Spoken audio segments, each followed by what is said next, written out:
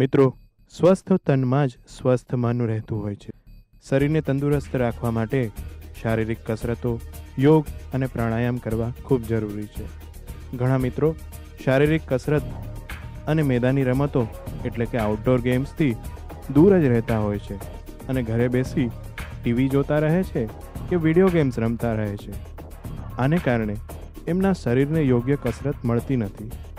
આને પરિણામે તેઓ મેદસ્વીપણાનો ભોગ બને છે અને લાંબે ગાળે એમની આંખોમાં પણ ખામી સર્જાય છે.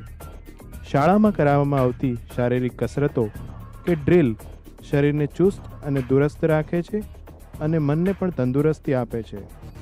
મેદાની રમતો જેવી કે ખોખો, કબડ્ડી, ક્રિકેટ, ફૂટબોલ વગેરે શરીરના ઘડતરમાં અગત્યનો ફાળો આપે છે. આવી રમતો રમવાથી ઊંચાઈ વધે છે અને શરીરના સ્નાયુઓ મજબૂત બને છે. યોગ એ તો આપણી ભારતીય સંસ્કૃતિનું અંગ છે. યોગ દ્વારા શરીરમાં લચીલાપણું અને સ્ફૂર્તિ આવે છે.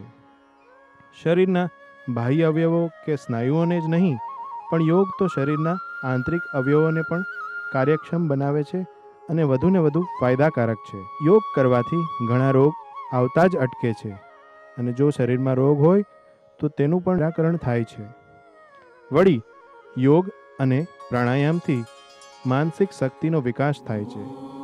ભણવાના અને અભ્યાસ વર્ષોમાં વિદ્યાર્થીનું માનસિક સ્તર સુધરે તો એના અભ્યાસમાં એ ધાર્યું પરિણામ મેળવી શકે છે.